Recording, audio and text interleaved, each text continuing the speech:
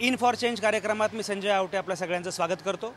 तरुणांच्या माध्यमातून विकास देशाचा, ट्रान्सफॉर्म इंडिया हे आपलं स्लोगन आहे, घोषवाक्य आहे आणि बदलायचा आहे देश। पण देश कसा बदलायचा याच्या अनुषंगाने अनेक कल्पना आहेत तरुणांच्या मनामध्ये। त्यांना असं वाटतं की हा रोडमॅप आहे आपला की ज्याच्यामुळे खरोखरच देश बदलू शकतो, ज्याच्यामुळे खरोखरच देशाचा विकास होऊ शकतो।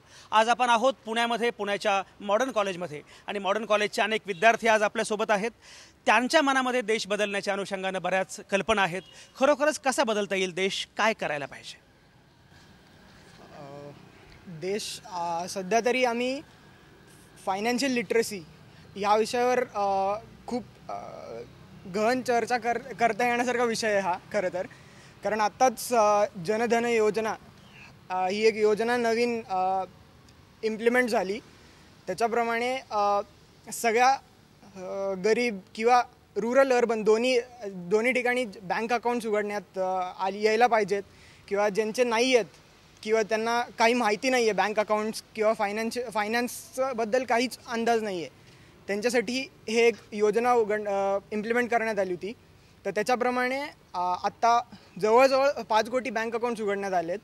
तर असेच काही गावं घेऊन किंवा वेगवेगळ्या सिटीज घेऊन तिथं त्यांच्या ज्यांना माहिती नाही याच्याबद्दल काही, त्यांच्यापर्यंत ती पॉलिसी पोचवणं, त्याच्यात अजून म्हणजे हे जे 5 कोटी झाले आहेत ऑलरेडी त्याच्यात अजून वाढ होईल असं काहीतरी करण्याचा आमची इच्छा आहे। अगदी खरं आहे। आर्थिक सक्षमीकरण हा अतिशय महत्त्वाचा मुद्दा आहे आणि आर्थिक सक्षमीकरणाच्या पायावरच कुठलाही देश उभा असतो।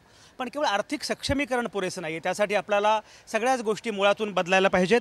त्याच्यामध्ये शिक्षण हा एक अतिशय महत्त्वाचा मुद्दा आहे। शिक्षणाची व्यवस्था बदलली पाहिजे। शिक्षण घेतात मुलं पण त्यांना रोजगार मिळत नाही। आज देशामध्ये सगळ्यात महत्त्वाचा प्रश्न आहे तो रोजगाराचा, बेरोजगारीचा। या प्रश्नावर काही उत्तरं आहेत का? आणि जर उत्तरं शोधली तर खरंच देश बदलू शकतो का?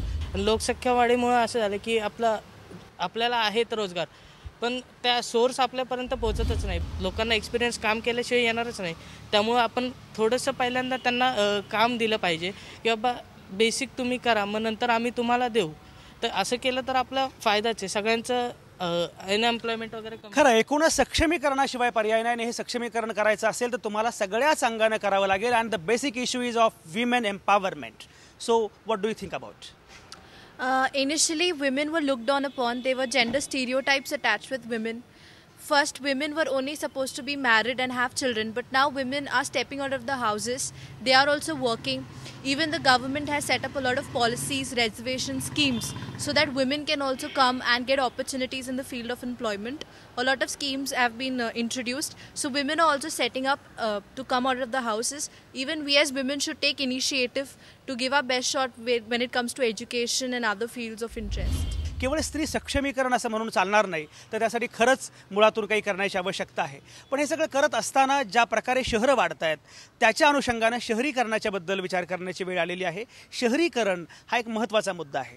काय वाटतं की जर शहरीकरण खरोखरच ज्या टप्प्यावर आज आहे त्याच्यामध्ये कुठले बदल करणं आवश्यक आहे? आपण एज्युकेट केलं पाहिजे। लिटरसी इम्पॉर्टंट आहे टॉपिक। आणि अर्बनायझेशनसाठी लोकांना लिटरेट करणं म्हणजे काय इम्पॉर्टंट आहे किंवा मग सोशल कॉजेस घेऊन की काय बदल व्हायला पाहिजे, फारच महत्त्वाचा मुद्दा आहे की आपण साक्षर केलं पाहिजे। अनेकदा महत्त्वाचा मुद्दा असतो तो सिव्हिक सेन्सचा। अनेकदा आपण असं म्हणतो की सिव्हिक सेन्समध्ये आपण मागे पडतो आहोत। असं वाटतं का की खरोखरच आपल्याला एक नागरिक म्हणून आणखी बरंच जागरूक होण्याची आवश्यकता आहे? पेट्रोलिंग पाहिजे, स्त्रीची सुरक्षा पाहिजे, पण ही सुरक्षा फक्त पोलिसांनीच केली पाहिजे असं नाही आहे। ही सुरक्षा आपण स्वतःसुद्धा केली पाहिजे किंवा मग लोकांच्या दृष्टिकोन बदलला गेला पाहिजे, त्यांच्यामध्ये बदल झाले पाहिजे। फक्त पोलिसांनीच एक सुरक्षा केली पाहिजे, हो ते आहेत आपली सुरक्षा करायला, पण परंतु आपण इंडिव्हिज्युअल लेवलला पण काही प्रयत्न केले पाहिजेत। आपण इंडिव्हिज्युअल लेवलला स्त्रीला महत्त्व दिलं पाहिजे, स्त्रीला रिस्पेक्ट दिला पाहिजे। मी मुद्दाम जर एका वेगळ्या मुद्द्याकडे जातोय की या महिलांच्या संदर्भामध्ये महिला आरक्षण आणि बाकी काही केल्यामुळे अनेकदा पुरुषांवर अन्याय होतो असं सुद्धा काही पुरुषांना वाटतं।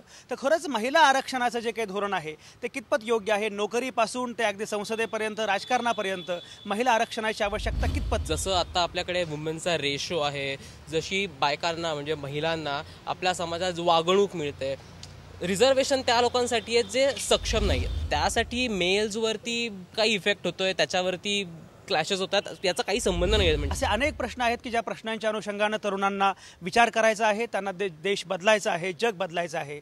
आपण या सगळ्या विषयांवर आणखी बोलत राहणार आहोतच, पण त्यापूर्वी घेऊया एक छोटासा ब्रेक.